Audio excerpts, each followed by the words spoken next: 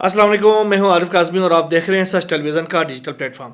नाजरीन, मशरिक़ वस्ता में जंग बंदी हुई है, ख़ासतौर पर हमास और इसराइल के दरमियान। इसके बाद से कैदियों के तबादले का सिलसिला मुसलसल तौर पर जारी है।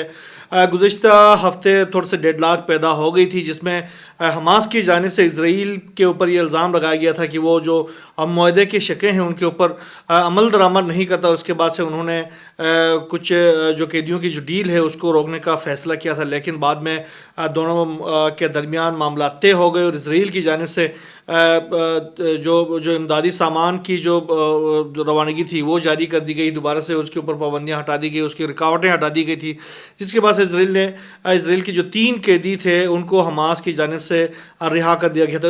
इस तबादले की सबसे बड़ी बात ये थी कि डोनाल्ड ट्रंप जो कि अमेरिका के सदर हैं, उन्होंने ये वार्निंग दी थी हमास को कि वो गुज़िश्ता हफ्ते के रोज़ दिन 12 बजे तक तमाम इजरायली कैदी, जितने भी इजरायली कैदी हमास के कैद में, उन तमाम को अगर उन्होंने रिहा नहीं किया तो हम जो गज़ा है उसके लिए हम जहन्नम के दरवाजे खोल देंगे। लेकिन हमास ने उसको वाज़ेह कर दिया था कि भाई डील है और डील के अंदर शकें हैं, शकों के मुताबिक जो कैदी हम रिहा करने के पाबंद हैं हम उन्हीं कैदियों को रिहा करेंगे। ये नहीं हो सकता कि आपके कहने पे हम तमाम के तमाम कैदियों को रिहा कर देंगे। इस हवाले से आप भूल जाएं कि हम आपके किसी हुक्म को मानेंगे। तो जब ये बात हो गई और उन्होंने अपने इसी जो फैसला था उसी के ऊपर अमल दरामद किया और खान यूनिस के अंदर 3 इजरायली कैदियों को रिहा कर दिया। और उसके बाद से अब जो है इसराइल की जानिब से ये रिक्वेस्ट की गई थी कि इस बार 6 इसराइली कैदियों को रिहा किया जाए। बहरहाल हमास की जानिब से ये फैसला किया गया है कि अब आने वाले हफ्ते को 6 इसराइली कैदियों को रिहा किया जाएगा। लेकिन इस बार सिर्फ जिंदा कैदी वापस नहीं जाएंगे, कुछ कैदियों की लाशें भी वापस जाएंगे। और ये वो लाशें हैं जो कि इसराइल के जो फोर्सेस है उनके फ़ज़ाई हमलों के नतीजे में ये हलाक हो गए हैं।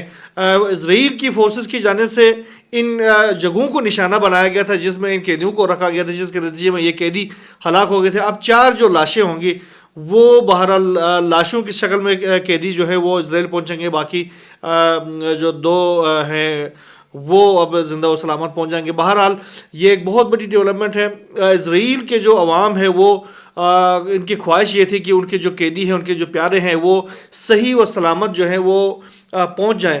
लेकिन यहाँ मामला दूसरा हो गया है और यहाँ पर मामला ये है कि 4 इसराइल कैदियों की लाशें इस बार जारी हैं और उसके नतीजे में भी तकरीबन हर कैदी के बदले में जितने 33 से ज़ायद जो फ़लस्तीनी कैदियों को इसराइल ने रिहा करना है वो रिहा करेगा। अब ये जो रिहाई होगी वो तो इन लाशों के बदले भी होगी।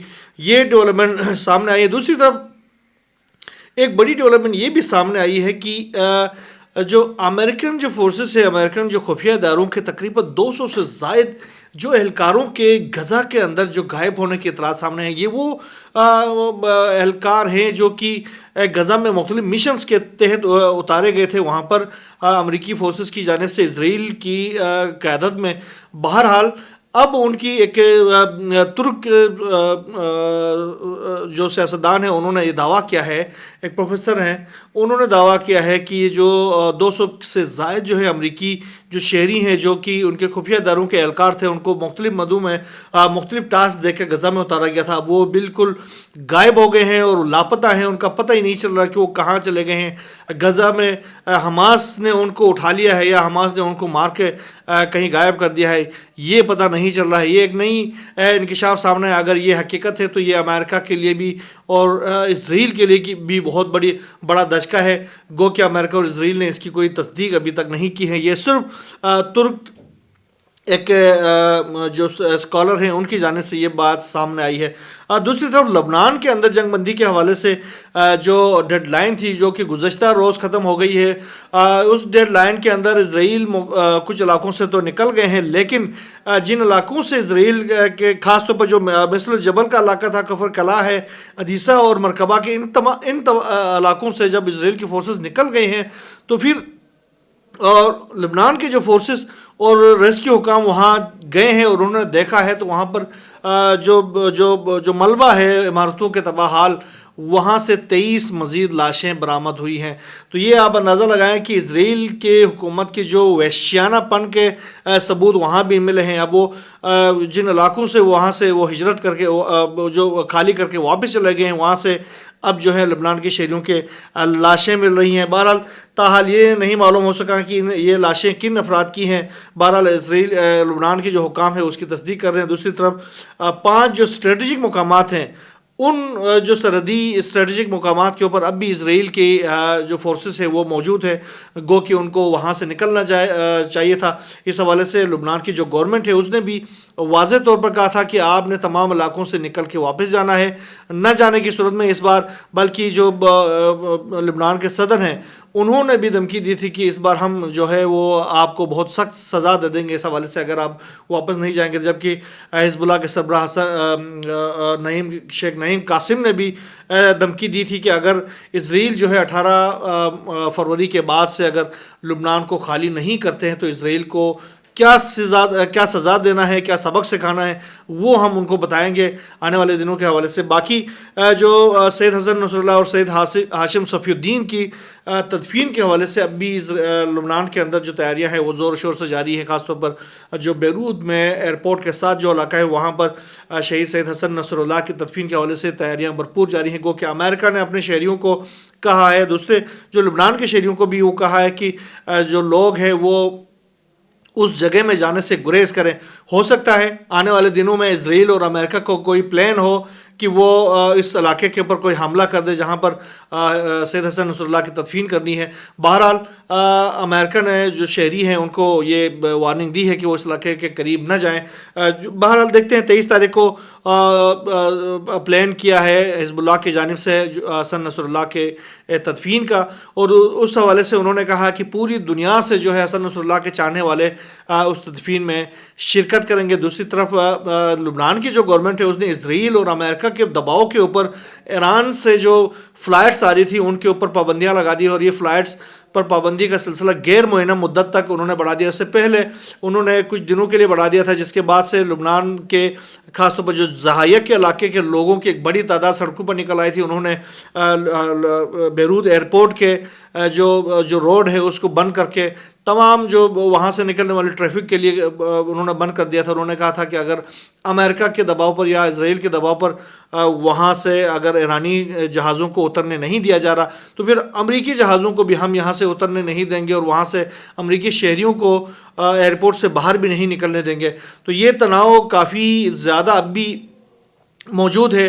بہرحال ایران کی گورنمنٹ نے اپنے ایک اعلیٰ سطحی وفد جو ہے وہ لبنان بھیجنے کا فیصلہ بھی کیا ہے سید حسن نصر اللہ کی تدفین میں شرکت کے لیے۔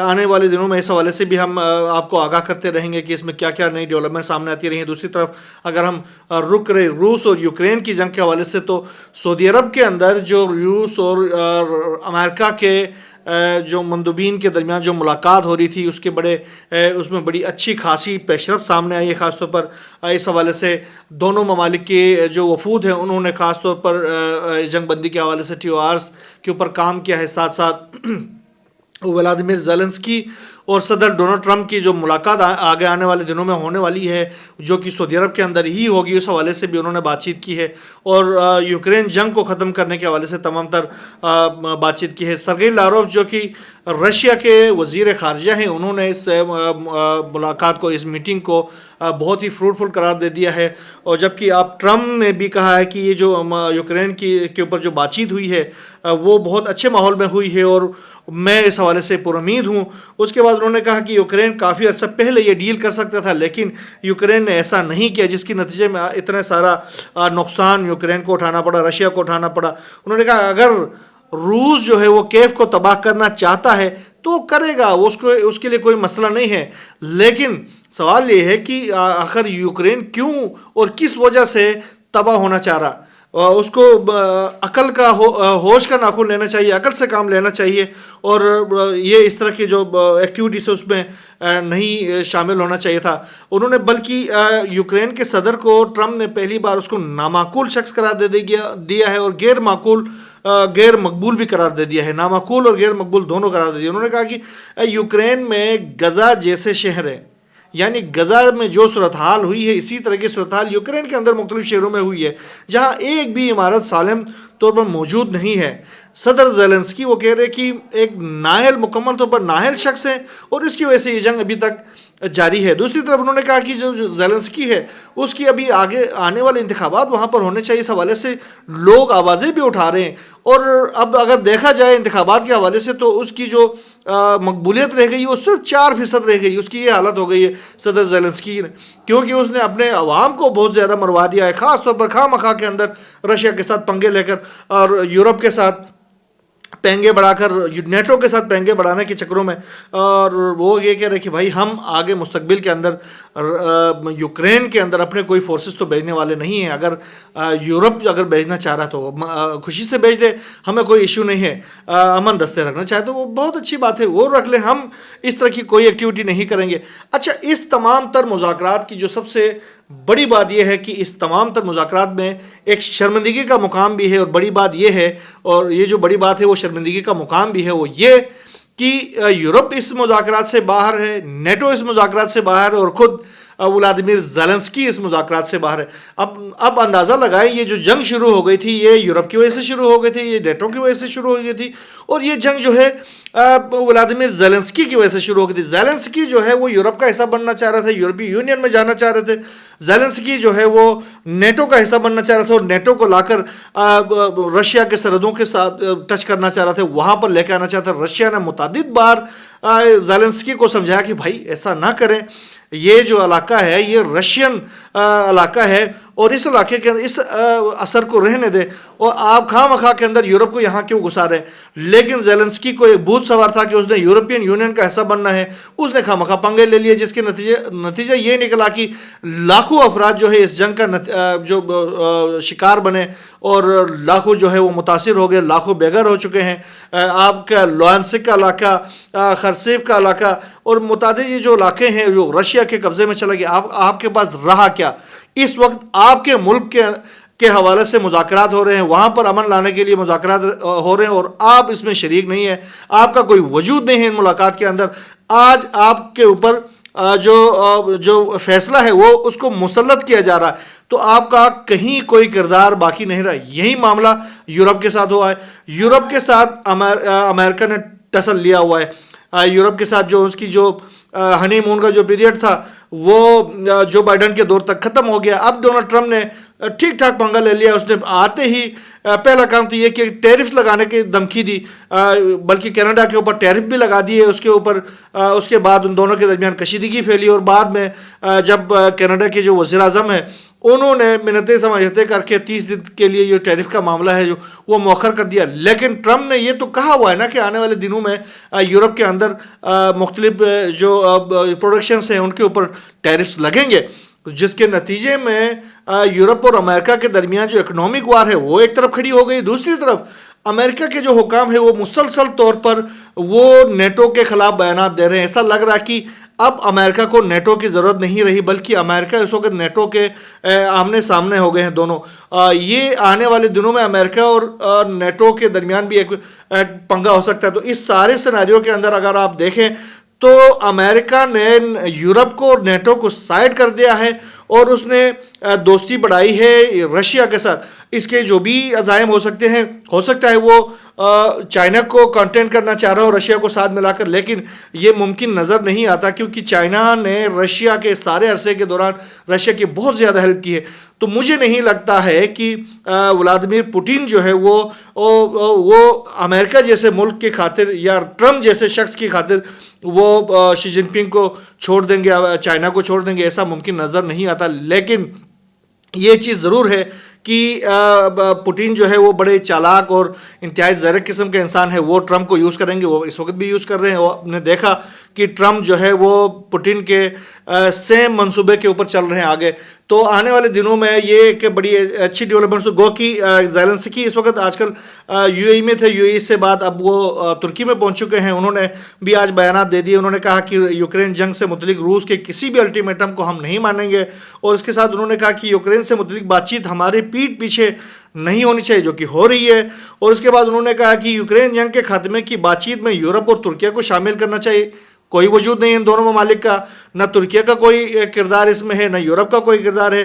انہوں نے کہا کہ میدان جنگ میں نہ روس نہ ہی یوکرین کوئی بھی فاتح نہیں ہو سکتا. یہ تو طے ہے کہ جنگ میں کسی کی جیت نہیں ہوتی، جنگ میں نقصان ہی نقصان ہوتی ہے. تو اب تک لاکھوں افراد ادھر مرے ہیں، لاکھوں افراد ادھر مرے ہیں، تو یہ تو نقصان ہی ہوا ہے نا، جنگ کا کوئی فائدہ نہیں ہوا. اور اس جنگ کو لانے میں کس کا کردار تھا؟ اگر آپ یورپی یونین کی طرف نہ جاتے، اگر آپ نیٹو کی طرف نہ جاتے اور نیٹو کو لا کر رشیا کے سرحدوں کے اوپر کھڑا کرنے کی کوشش نہ کرتے، تو یہ جنگیں نہ ہوتی اور نہ ہی یہ سارا نقصان ہوتا. بہرحال اس نے یہ بھی کہا کہ کیف جو ہے وہ اپنی شمولیت کے بغیر جنگ بندی سے متعلق کسی بھی معاہدے پر دستخط کرنے سے انکار کر دے گا. وہ تو آگے آپ کے بڑے اچھے لوگ بھی کریں گے، کیونکہ اب جو ہے آپ تو مذاکرات میں آپ کا کوئی کردار نہیں رہا. اب مذاکرات کر رہے ہیں رشیا اور امریکہ، اور وہ جو فیصلہ کریں گے وہ مسلط بھی کریں گے اور آپ دستخط بھی کریں گے. اور آگے انہوں نے کہا کہ اگر یوکرین جنگ بغیر کسی حل کے ختم ہوئی تو مستقبل میں افغانستان جیسی صورتحال پیش آئے گی. اس وقت کون سی وہاں پر یورپ جیسی صورتحال ہے؟ وہاں اب بھی افغانستان بنا ہوا ہے. آج اس وقت رشیا یوکرین کی جانب سے رشیا کی جو سب سے بڑی آئل ریفائنری ہے سزارین، اس کے اوپر حملہ کیا گیا. آپ نے کیا پیغام دیا؟ ایک طرف وہاں پر جو جنگ بندی کی بات چیت ہو رہی ہے، دوسری طرف یوکرین جو ہے وہ حملے کر رہا ہے، اس جنگ بندی کی جو خلاف ورزی اس کو سبوتاژ کرنے کی کوشش کر رہا. کل کو یہ ہوگا کہ امریکہ جو ہے اس کے تمام دانہ پانی بند کر دے گا، تو پھر آگے بڑھنا تو اس کے لیے زیلنسکی کے لیے بہت ہی مشکل ہو جائے گا، اور اس کی جو مقبولیت ہے ویسی بھی 4% سے کم رہ گئی ہے. تو بہرحال جو بھی نئی ڈیولپمنٹس آئیں گی اس حوالے سے، رشیا یوکرین جنگ کے حوالے سے اور مشرقی وسطیٰ کے حوالے سے بڑی اہم قسم کی ڈیولپمنٹس آگے آنے والے دنوں میں پیش آنے والی ہے، جن پر ہماری نظر ہے. انشاءاللہ ہم آپ سے شیئر کرتے رہیں گے. یہاں بس اتنا ہی. اللہ حافظ.